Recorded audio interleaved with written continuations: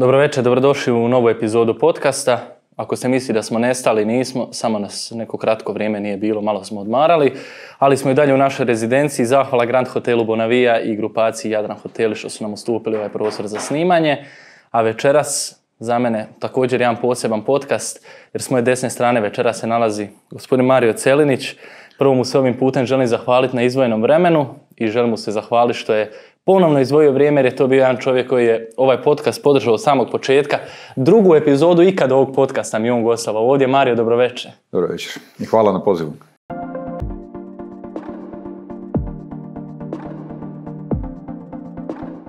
Zadnji puta kad si bio ovdje tek si išao s Mont Everesta, bio si onako sav umoran, iscijeđen, sad si sad malo bolji. Manje, da. Je, davno je bilo, a opet sjećam se dobro kad smo bili, kad si me zvao. Tamo sam došao iz Everesta, baš tjedan dana možda, jel da? Tako da, tamo, ali je to bilo na brzinu dogovoreno, vidio sam da si u Rijeci, nešto sam poslao poruku, može za pola sata i tako smo dogovorili. Tako, bio sam na regati. Da, bio si tu u Rijeci. Što se promijenilo u ove 3 godine? Pa evo, u 3 godine nakon tog Everesta popeo sam još Denali. To je bila zapravo završna ta neka točka. Denali i Kosciuszko na Australiji i to je bilo tih 7 vrhova i ove godine sam, sad sam se vratio prije 2 tjedna s Papua Nove Gvineje, odnosno s Papue, i tamo sam popeo taj 9. vrh Carstens Pyramid.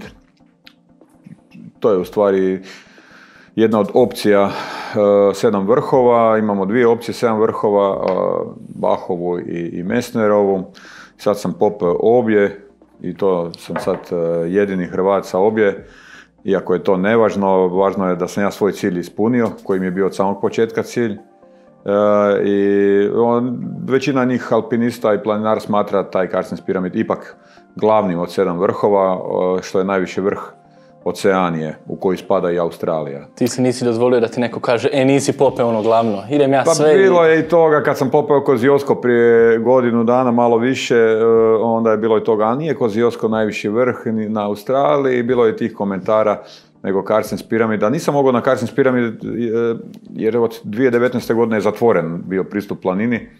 Tamo ubijaju, pobune su i tamo se pokušavaju odvojiti od Indonezije, taj sjeverni dio Papue, i onda stalno pobunjenici ratuju sa vojskom i bude tu onda svega, otimaju i alpiniste i pucaju po tim helikopterima koji voze nas tamo. I mi smo sada imali vojnu pratnju u baznom logoru. Znači to su ogromne avanture koje si tu prošao. Šta znači tebe više može uopće uzbuditi sad od tih penjanja, planinarenja? U Hrvatskoj vjerovatno je tebi lagana šetnja. Pa da, moram sad ovako ići možda malo kontradiktorno sebi. Sad me uzbuđuje da ne idem nigdje. Sad me uzbuđuje mir, popet se eventualno na Biokovo i gledat u more, i to mi je pravo uzbuđenje. Iako kad sam takav, pretpostavljam da je većina ljudi, kad si zadaš neki cilj, to ti bude i teret u neku ruku. Znaš, dok ga nisi ispunio taj cilj. I tako je i meni bilo, to mi je stvarno bio jedan teret koji me pritiskao negdje podsvjesno, nisam se mogao opustiti potpuno u životu i dok nisam sad to popeo, taj 9. vrh, a prije toga i knjigu napisao. Knjigu si napisao, knjiga se ovdje nalazi, hvala na poklonu. Knjiga se zove 7, ti si sad popeo 9, jel tako? Da, morat ću još jednu knjigu napisati. Hoće se druga zvat 2 ili će se zvat 9? Pa ne znam, bit će nešto svega tu. Mislim da neću pisati više o planinama, to je dovoljno, jer ova knjiga nije samo o planinama, ovo je jedan, možda mogao tak nazvati, više putopisna autobiografija. Tu opisujem ja od tih 7 vrhova, ali tu opisujem puno više o tome kako sam ja to preživio. Ima tu svega, ljubavi, mržnje, ovoga, onoga. Kad smo kod ljubavi, da li žena kaže ikad više daj, jel ti dosta više, jel ti treba ovo? Šta? Pa nije mi to sad rekla daj nemoj više nikad, nego mi je sad je trudna, hvala Bogu, opet čekamo sinčića u 7. mjesecu i rekla mi je ajde sad još dok nisam rodila idi popni taj vrh pa da si mi priruci. I vraćaj se doma. I vraćaj se doma, da. Idemo malo ćemo danas više o toj knjizi. Koliko je zapravo naporno napisati jednu knjigu? Neko kaže može svako, neko se bori. To sam ja čuo. Evo, stvarno ima ljudi koji pišu knjige u mjesec, 2 dana napišu knjigu. I meni je trebalo stvarno puno. Ja nisam pisac, nisam ja ništa znao o tome, iako sam pisao puno tekstova dok sam penjao na tih 7 vrhova i pisao sam i objavljivo sam manje više male dijelove tih tekstova i na Facebooku i na društvenim mrežama i to je oduševilo ljude i oni su me, u stvari su ti mene ljudi koji su me pratili, ti moji prijatelji na Facebooku i na tim društvenim mrežama motivirali da napišem knjigu i meni to stvarno nije bilo lako. Meni je bilo lakše popest Everest nego napisati knjigu, iskreno, evo. Jer tu ima tekstova od prije 6 godina koje sam ja počeo pisati i one koje sam zadnje pisao i sad, pazi, to trebalo sve staviti na jednu hrpu. A i da ima nekog smisla, jel to kompletno putovanje? Stvarno mi je bilo teško. Moram reći da sam bio u blokadi po mjesec, 2 dana, nisam ništa pisao, ali evo, prošle godine sam si uzeo jednu kuću na moru i tu sam bio godinu dana skoro i tu sam završio knjigu. Koliko je zapravo ga sad, ne znam, popneš Mont Everest i spustiš se, dođeš doma i sad trebaš ići na neku, koliko imaš ti motivacije u sebi, koliko tebi vremena treba između jednog i drugog penjanja na te neke vrhove da ti sebi jednostavno, sad sam malo doma bio, sad idem ponovno. A tu nema pravila, ja sam si, taj cilj koji sam imao, recimo kad sam prvi put bio tu, ja sam ti bio doma možda nekih 10 dana maksimalno, u međuvremenu sam bio kod tebe i nakon toga sam na Aljasku otišao odmah. Znači bio sam 2 mjeseca na Mont Everestu, bio sam doma 10 dana, kćerka mi je imala, firmu smo imali, krizmu, ne, i nakon toga sam odmah otišao na Aljasku i tamo pokušao popest Denali. To sam tamo htio pitati, Denali nisi iz prve? Ne. Bio sam 3 tjedna zaglavio na toj planini tamo, smećave, snijeg, ono i na kraju sam morao odustati zbog lošeg vremena. I godinu dana kasnije sam otišao. Tako da, ali nakon Everesta sam odmah išao tamo. Nekad je to puno i psihološki je bilo vrlo teško, nije fizički, ali psihološki je bilo ponekad kad sam bio na Denaliju sam se pitao da sam se uopće spustio s planine. Kao neka zona sumraka mi to znala nekad biti. Predugo bude čovjek izoliran i u planini, i u šatoru, i na hladnoći i onda ti dođe Morao si odustati od Denalija u tom trenutku, je li bilo to neki psihološki udarac ili jednostavno bilo samo kad bude vrijeme ići u... Pa znaš kaj je, bio mi u prvi mah, jer mi je bilo teško već biti tamo i na ta planinama, mislio sam to popest kad sam već tamo. Znaš, kad provedeš 3 tjedna na nekoj planini i ne možeš dalje, odustaješ, onda ti bude baš onak teško to. Iako nije bilo do mene, jel, ali baš mi je bilo teško. Ali dok sam se ja spustio s planine, iz baznog tog logora gore do sletišta, već sam se pomirio s time. I čak je to dobro došlo, evo to je opisujem u knjizi, možda da me malo ispusti, znaš, onak. Ja sam si pomislio, gledaj, god sam otišao prvi put, popeo sam se odmah, znaš, nije bilo problema, nije bilo... I sad tu sam došao i možda mi je to dobro došlo malo, znaš, da me stabilizira, da mi da po prstima, kako bi rekao, znaš, pazi, nemoj se previše uzdizati, znaš. Znači, osvojio si sve što si zamislio, sve što se na svijetu zapravo osvojiti može od tih najviših vrhova. Pričali smo samo malo prije snimanja o tome, znam da ne voliš puno, ali želim da se dotaknemo teme podrške medija, podrške hrvatske javnosti i samog planinarskog tog saveza, koliko je to zapravo, u kojoj je to mjeri da ljudi... Pa ne znam, medijski sam očito ostao nakon Everesta zanimljiv medijima, zvali su me tu većina televizije, bio sam na raznim gostovanjima i novine. Nije to sad, ne znam koliko, inače nije to kao nogomet sigurno, jel, zastupljeno, ali bilo je, ja sam uspio tu proširiti tu pozitivnu neku priču o tom mom uspjehu, da motiviram i druge ljude, recimo. Onda ljudi su dobro to prihvatili, ljudi su željni očito takvih priča. I tisuće i tisuće poruka podrške sam dobio i zahvale u stvari što sam ja to i napravio. Ljudima to na neki način i mijenja život, potakneš ih. To je nagrada za mene. A što se tiče Planinarskog saveza, tu nisam dobio ni zarez jedan nikakav, niti me iko nazvao, niti me iko pitao. Iako sam sad recimo sa ovih 9 vrhova postigao nešto što niko još nije u Hrvatskoj. I možda i 200 ljudi, manje od 200 ljudi na cijelom svijetu je to napravilo. I sad ne znam, evo šta bi na to mogao reći. Možda je to što me Planinarski savez nije kontaktirao demotivirajuće za neke buduće naraštaje, buduće neke ljude, mlade koji se bave alpinizmom, koji se bave nečim. Jer vide, gle, pa Mario se penje nije dobio nikakvu podršku, a napravio je nešto što niko nije. Jel? I onda možda je to demotivirajuće za njih. što se mene tiče, meni ne treba ničija podrška, ni hvala, ni ništa. Meni je drago da ja motiviram neke normalne ljude, pozitivne, da prodam knjigu, da ljudi budu s time motivirani i da krenu u neki novi put. To je djelomično moje odgovor na moje iduće pitanje. Držiš predavanja, promoviraš knjigu, na sve načine promoviraš svoju priču. Koliko ti se čini da imaš utjecaja nekog na mlade? Koliko to mlade zanima? Da li ti se javljaju, pitaju i to? Kakva je trenutno u Hrvatskoj situacija s tim? Da. Ne moraš si tu zadavati prevelike ciljeve, sad ću ona pokrenut neku lavinu, neću. Meni Stipe Božić rekao, ja sam prije Everesta mislio to i za taj, znaš. Jer zašto bi dijelio nešto osobno, to je bilo za mene. Ali on je rekao, da, ako jednog čovjeka motiviraš da krene, da promijeni svoj život na nešto, to će ti biti nagrada. Ja sam dobio 100 poruka, Mario, promijenio si mi život, hvala ti što si dijelio priče s menom, s nama u stvari, javno i tako dalje. Puno sam takvih poruka dobio što sam plakao zbog njih, iskreno, kad sam ih čitao, stvarno mi je bilo to u srce, to mi je najveća nagrada. Ne treba mi... Možda postoji neko, da li si čuo za neku priču da sad ti si to ispričao, pa ovako imaš raznih zlih jezika koji pričaju, da je rekao, to mogu i ja, pa da se neko kao zaputio, krenuo i onda nije uspio, pa da je pao tu. Da li ima takvih situacija? Nisam pratio, znam da je puno ljudi probalo iz Hrvatske penjati Everest, niko nije uspio do mene, od Stipe Božića 89. do 21. Puno ljudi znam da bi popelo sigurno sve što sam popeo ja, ali ne mogu financijski to. Znači, to je jako skupo bilo. To je jedan, kad si zadaš taj cilj, to nije samo otići popest. To je, moraš plan poslovni imat, moraš neko da te zamijeni na poslu, moraš imati financije za to sve skupa. To je jedan veliki poduhvat, onak malo šireg spektra, ne bi mogao to reći da sigurno ima boljih alpinista od mene u Hrvatskoj, ja nisam najbolji, ja imam jaku volju, imam psihičku snagu, imam fizičku snagu, ali da sam sad vrsni alpinista nisam.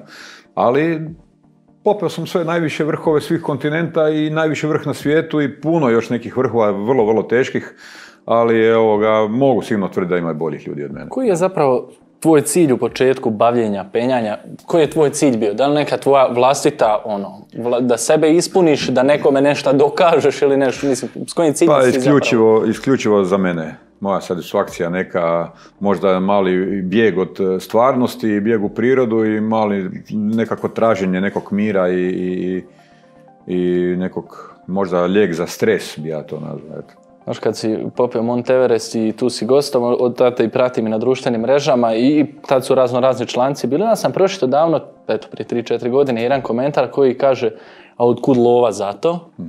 Da li te takve stvari uopće dodiruju kad neko pita ili ti voliš to objašnjavati? Mislim. Ne, nikad ne objašnjavam neke stvari, negativne pogotovo niti ne komentiram, ali da, ima i tu nekakvih loših komentara, svašta nešto. Ja sam sav novac radio pošteno i časno i nisam dužan nikome ni 1 kunu, niti euro sada, ni kako god ko hoće i može samo pred mene stati pred kameru ili nešto mi reći, ali takvog nema jer mi ne može reći. Ali ako neko ima, slobodno. Znači, radio sam sam svoj novac, imam svoje firme, imam ugostiteljstvom se bavim, imam i rentakar i tako dalje i nisam to na jednom zaradio, bavim se 28 godina, sam samostalni poduzetnik, znači 28 godina radim i valjda sam s pobogu mogao zaraditi nešto, ali tako, bio bi možda i malo bedac da nisam. Čija ti je zapravo podrška u svemu tome najbitnija? Kažeš, ima komentatora ovakvih, onakvih, kolega, planinara ovakvih, čija tu podrška se najviše ističe, da li je podrška obitelji tu najvažnija u tome svemu zapravo? Pa to je možda malo i teško pitanje. Ne mogu sad istaknuti čija je najvažnija podrška. Možda ću biti možda i malo grub. Treba mi podrška svih. Treba mi podrška mojih kolega na poslu, treba mi podrška obitelji. Svakako ti treba da ti bude lakše. Ali u pravilu ja znam kakav ja jesam, možda nisam trebao ničiju ni podršku. Ja bi napravio bez obzira na sve. Znači tvrdoglav zapravo, možemo to tako možda reći. Da. Znači... Možda me iz cijelo ovo putovanje i sad promijenilo u konačnici, pa cijeli svijet sam prošao. Piše toga puno u knjizi, bit će mi drago da i ljudi čitaju to, da vide malo da stvarno čovjek treba biti. Za sve koji žele pročitati knjigu, evo, gospodin Mario Celinić, ovu knjigu možete pronaći. Imate njega na društvenim mrežama, vidjet ćete, ima zanimljivih uvijek isječaka s tih putovanja. Pročitam s vremena na vrijeme nešto kad se piše. Kad si bio na Mont Everestu, pričao si da znači penješ gore I stvarno pored sebe vidiš svačega. Mnogi ljudi ne prežive uopće to. Koliko takve stvari ostaju u glavi ili ideš spavat i vidiš neke slike koje zapravo i nisu lijepe na kraju krajeva. Na kraju je lijepo kad ti popneš, spustiš dolje, dođeš doma, lijepe uspomene, ali imaš tih stvari koje nisu pozitivne slike. Pa ja nisam imao nekih problema s tim. Znači, a ideš tamo, pripremiš se na to, da ćeš to vidjeti. Mrtve ljude tamo koji su tu išli svojim nekim hirom, isto koji ja, mogao sam ja ostati gore, piše to isto u knjizi 2-3 puta, mi se desilo teške situacije i svašta nešto. Pa evo sad ovaj zadnji vrh, 2 je umrlo par dana svega prije nek sam ja išao, znači na Carstens piramidu. Znači svaka planina je opasna na svoj način. Znaš to sve i opet ideš, ne znam što reći na to. Mislim, to su ekstremni sportovi, ekstremne stvari, da, mislim, nije svakome za upustit se u to, mislim, to nekome djeluje. Mislim, ni ne djelujem, ja i kad slušam ne djeluje mi to jednostavno, ali postoje stvarno svakakvi ljudi koji bi rekli, to mogu i ja, ili... A ima ljudi, nažalost, koji imaju financijskih mogućnosti, ali nemaju očito dovoljno iskustva u sportovima. Ja sam možda, siguran da nisam prije se bavio ekstremnim sportovima, da ne bi popeo možda Mount Everest ili neke od tih. Tamo sam htio pitati koliko je neke prijašnja neka iskustva zapravo utječu na to. Moraš biti u nekom sportu, moraš biti u nekom treningu, to je jednostavno. Ja znam, evo neki prijatelji, imam osobno neke prijatelji koji 3. put idu popest Everest i ne mogu. Jednostavno nisu prošli taj dio patnje, ja bih rekao. Ja sam se bavio MMA skoro 8 ili 10 godina, trenirao sam i duže sam trenirao. Naučio sam kad slomim nešto da ne pokazujem da me boli. Znaš, Bernard Ban, trener iz Dubrave, je rekao kad te negdje lupi, kad te to boli, to ne smiješ pokazati, samo trpi. Znaš, trenirali smo do iznemoglosti. Ja sam znao doslovce u auto sjest poslije treninga i sjediti 15-20 minuta, nisam mogao voziti, padat u nesvijest, da ne kažem, jel? Naravno da mi to sve pomoglo u najtežim situacijama na planinama naši. Ali vidiš ljude koji imaju mogućnost financijske, idu probati nešto jer misle si, koji kod nas puno ljudi misle, ne, imaš love pa ti možeš to popiti. To nije tako. To su neke stvari koje se slovom i ne mogu baš, jel tako?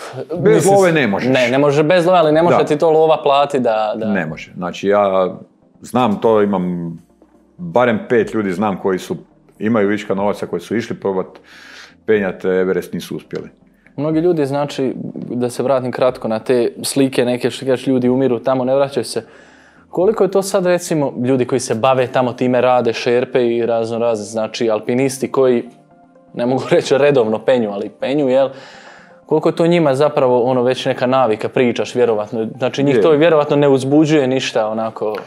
Pa imao sam situaciju, znaš, gdje vidiš te mrtve alpiniste gore i onda ja pitam šerpu nešto, on veli, aj nećemo sad o tome, gubimo energiju. Nemoj se zamarati s time, pusti, njemu je tu dobro, veli, pusti ga, znaš. Nema, oni jednostavno isto ne gledaju više to su lutke koje, doslovce, evo čovjek kad leži mrtav gore, ko da je lutka obučena u to alpinističko odijelo i tu sad, To su i ekstremne su temperature, jel to? Evo, po 10-20 godina ljudi gore budu. Koje je tvoje neko od svih tih iskustava, najekstremnije iskustvo koje si doživio, da je onako da si se u nekom trenutku rekao, zapitao da li će ovo preživiti kao? Everest. Znači, samo to, znači, najteže iskustvo zapravo je. Evo, pričaju mi neki dečki koje sam sretao sad baš na Carstensu, tamo kojima je i Carstens bio zadnji opet od tih 7 vrhova, da im je Denali bio najteži. Meni Denali, ja sam druge godine išao penjati, ja i Den Error iz Zadra, dečko jedan, nas dvojica smo sami to popeli koji šale, ko da sam Biokovo možda penjao, bi rekao. Nije bilo ništa posebno, nije bilo ni naporno, bilo je ekstremno bili smo white out, bila je oluja, -30, meni su vene pukle u cipelama penjačkim, pune su mi krve bile noge, imao sam otvorene rane jer su mi cipele izderale do kosti na gležnjevima, do kosti doslovce, nije bilo, ali to mi je bilo meni podnormalno, nismo ništa nismo dramili, eto. Mi smo se čak imali smo navezu, mislim, nekih 10 metara između nas konopa, ja njega nisam vidio. Potpuni white out. Znači, išli smo na slijepo penjat i tapkat po planini da smo došli do vrha, ne. Nevjerovatno, mislim, znači, ali Everest je Ali Everest je, da, tamo sam, evo, opisao sam to. Tamo sam se u jednom trenutku čak i predao, I često sam si znao, gledaš neki film ili čuješ neku priču, pa ja bi dao sve od sebe, gurno, kliznio bi dole, ni znaš, ali jednostavno dođeš u tu fazu gdje se predaš, gdje se veliš, pa sad mi je najlakše tu zaspat. Ali ako zaspiš, gotov si, znaš. Ali dođe ti to, jednostavno si preumoran i ma sad ću tu zaspat, baš me briga. I svjesno si da ćeš umrijeti, ali nekak, jednostavno taj, ne znam kako bi to opisao, i tu sam shvatio, čovječe, pa to je ta točka kad se čovjek preda. I svjesno si toga i opet ne možeš dalje.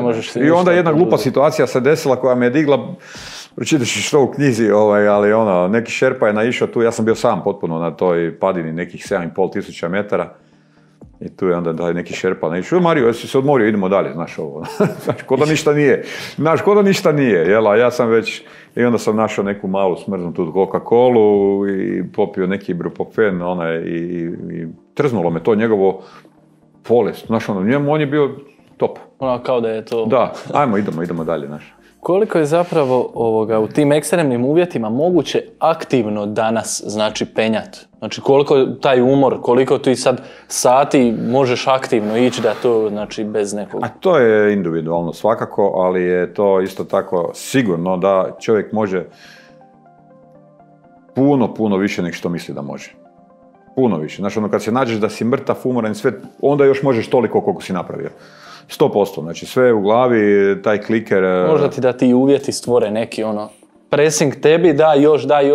Možeš sigurno još duplo više nego što misliš da možeš. Kad neko bude pomislio trebam sad odustat, siguran, kad mu se prvi put to desi, siguran sam da može još toliko. Ne? Koliko si zadovoljan reakcijama na knjigu, prodajom samom knjige? Pa što je bilo meni stresno, izdat knjigu nije lako, znači tu pišemo o svom životu i privatnom i tak dalje, prezadovoljan sam, kritike su odlične i predobre, ljudi su stvarno oduševljeni s tim što sam ja napisao, to mi je bilo možda i veći stres izdati tu knjigu i napisati nego bilo šta drugo, jer nije to lako, znaš, otvori dušu i napisati to na papir. Ali evo, imao sam i dobrog urednika i dizajnera ove knjige i Tomislava Birtića. On je to uredio. Iako smo se prepirali često, ja nisam dao da se mijenjaju moje riječi. Nisu možda književne, ali ja sam insistirao da ostane isključivo moj tekst. On ga je složio, da to lijepo ima smisla, da to priča poklapa priču i da to bude to i dizajner da to izgleda sve dobro, ali tekst je isključivo moj i svaka riječ je unutra moja. Zapravo kad medijski to, da li većina ove knjige drži isto priča o Monteverestu ili je sve podjednako tu negdje zastupljeno u knjizi? Pa nije. Evo, naravno, ovi neki vrhovi koji su bili onako, ajmo više reći, koji izlet poput Kilimanjara i tak dalje. Ja sam opisivao tu malo jer sam morao, da je 7 vrhova bude opisano koliko toliko, ali naravno najveća se priča događa Everest, Antarktika i onda u sklopu toga još svašta nešto, jel? To je vjerovatno i medijima najzanimljivije. Mislim, evo mi sad od ovih 25 minuta što pričamo, Monteverest smo spomenuli najviše puta. Jasna stvar, da. Najveći vrh na svijetu, najviši u stvari i najopasniji, najviše ljudi gine i on je tabu. On je non-stop je tema o Everestu gdje god dođete. Ljudi pričaju neki, lako je svima koji imaju love popest, neki ne mogu, neki mogu, svi mogu. Znaš, samo kad imaš neki cilj, možeš do njega doći. Kako god. Ja ne mogu raditi. Možeš. Bori se, stari moj, i doćiš do svog cilja. Što kažeš, može i to kad misliš da je gotovo, a onda još imaš toliko snage, jel zato? Ista stvar. 100% ja sam siguran da koji god poželi i stvarno odluči ići popest Mount Everest, desit će mu se da se to poklopit će mu se stvari u životu da mu se to desi. Pošto si mi rekao da se žuriš, ja te neću više puno zadržavati, želim ti se iskreno još jednom zahvaliti na ovom gostovanju, jer ovo je isto priča koju, rekao sam ti u 2021. prepričavao sam 100 puta, ovo mi je sad još samo jedna nadogradnja te priče, koju stvarno preporučam svima da poslušaju, pogledaju, podijele, jer pročitaju, kupe knjigu, jer ovo je fantazija od priče. Mario, ovako jedna ruka preko stola. Hvala i tebi. Zahvala još jednom hotelu Bonavija i grupaciji Jadran hoteli na ovom prekrasnom predsjedničkom apartmanu u kojem snimamo. Hvala Mariju na gostovanju, a mi se gledamo sljedeći tjedan.